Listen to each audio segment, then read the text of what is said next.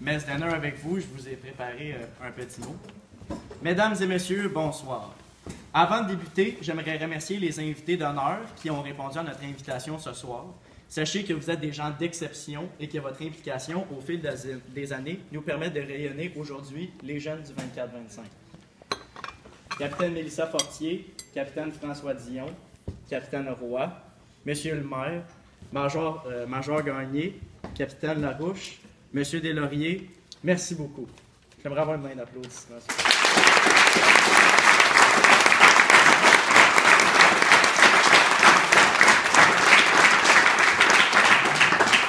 J'aimerais aussi souligner l'extraordinaire travail du comité de soutien qui, par leur implication, amasse des fonds pour que nous puissions participer à de multiples activités favorisant l'esprit de corps. Merci beaucoup.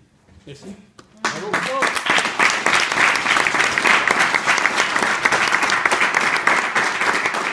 Et que dire de l'implication de notre personnel officier qui, semaine après semaine, ont à cœur de nous transmettre le meilleur d'eux-mêmes pour nous rendre meilleurs nous-mêmes.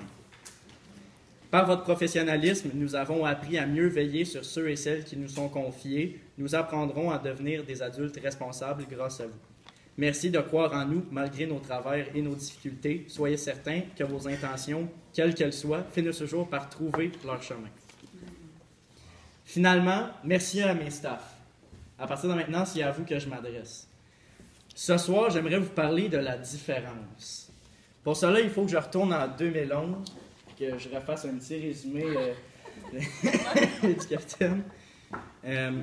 L'année où, pressé par mon frère, nous étions à la recherche du meilleur corps de cadets de la région afin de s'y inscrire. Aviation, marine, armée, peu importe. Ce qu'il fallait, c'est trouver l'endroit idéal.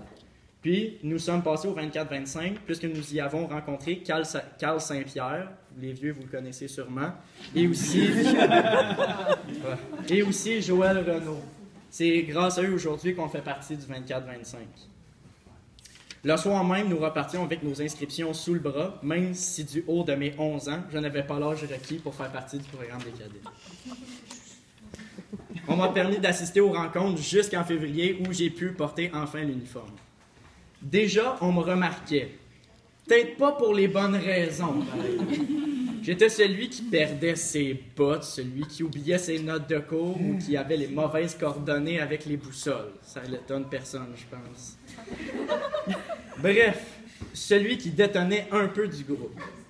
C'est que, vous voyez, j'étais occupé à rêver, à imaginer des scénarios de conquête, à inventer des mélodies ou mémoriser des constellations, ou à réfléchir à ce que je peux...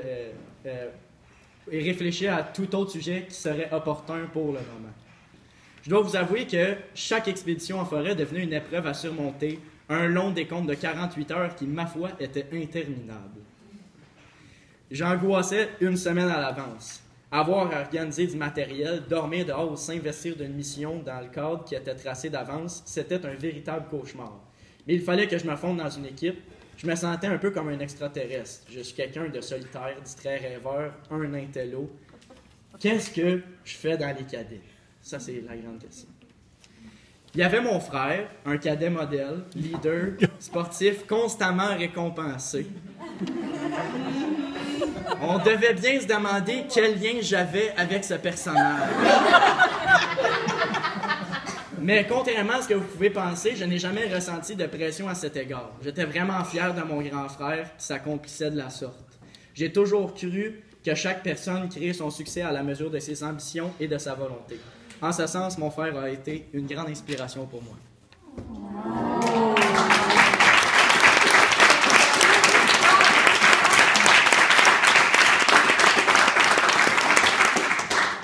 Il est vrai qu'à plusieurs reprises, la première année, j'ai pensé à quitter les cadets, faute d'intérêt. Mais mes parents ont exigé que je respecte mon engagement et que je finisse mon année, incluant au moins un camp d'été. Au cadet, on m'a suggéré, comme le capitaine Roy l'a dit, de passer un été à l'école de musique à Saint-Gabriel-de-Valcartier. J'ai donc pris une trompette du quartier maître. C'était à peu près le seul instrument qui était en bon état. Et mon père voulait donc avoir un clairon dans le corps de cadet. Donc, ça m'a motivé à choisir la trompette. Je suis parti obligé et peu convaincu. Mais c'est là que tout a changé. C'est là qu'à ma façon, j'ai pu commencer à briller. C'est là que j'ai vécu mes premiers succès. C'est là que je me suis rendu compte que je n'étais pas si différent des autres. Finalement, il fallait simplement trouver ma passion. Du coup, enrichi de nouvelles connaissances, je me suis senti un membre à part entière de la musique conjointe de Madame Lorrain. J'étais utile tout autant que les autres. Vous savez...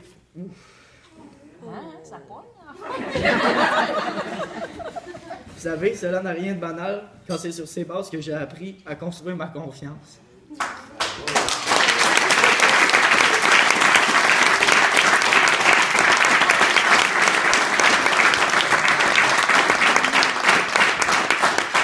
Merci, Madame Lorraine, de m'avoir cru en moi. Vous m'avez donné des ailes. Bon. Alors, cher staff, savez que les jeunes que vous avez dans vos mains, peu importe soient-ils turbulents, sont tous des êtres différents. Ils ont tous leurs faiblesses. Aidez-les à reconnaître et donnez-leur leurs moyens de découvrir leurs forces et leurs passions. Vous contribuez ainsi à les rendre meilleurs. Pour ça, cependant, il faut les voir au-delà de leur apparence. Intéressez-vous à eux et faites-les briller de ce qu'ils ont de meilleur. Je vous jure, ça change les vies. Des gens ont vu ça en moi et je les remercie. Je suis peut-être encore rêveur et un brin désorganisé. Mais maintenant, j'en suis complètement conscient et je suis capable de maîtriser les ficelles. J'ai maintenant grand plaisir dans les exercices aventuriers parce que je connais ma valeur et j'ai compris qu'en osant, on peut pousser ses capacités. À Jean-Maître du Perron, à Jean-Maître du Gué, je tiens à souligner votre travail colossal en ce sens. Vous êtes des modèles de prestance qui ont fait la différence pour le bien des jeunes de notre unité. Alors que j'ai été souvent absent dû à mes multiples engagements musicaux, je savais que le corps des cadets était entre bonnes mains. Vous avez fait honneur au 24-25.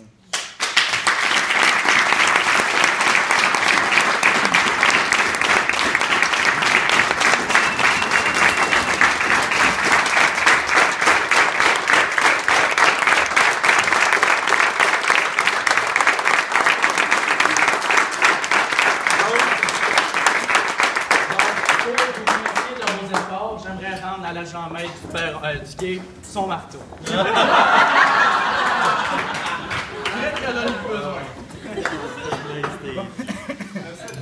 Pour les staffs... désolé, j'ai pas encore terminé. Pour les staffs qui seront encore là l'an prochain, je vous demanderai d'être à l'écoute. Je vous demande d'aller vers les jeunes qui ont l'air un peu démunis et de vous asseoir à leur côté. Jasez avec eux, apprenez à les connaître et faites une différence dans leur vie.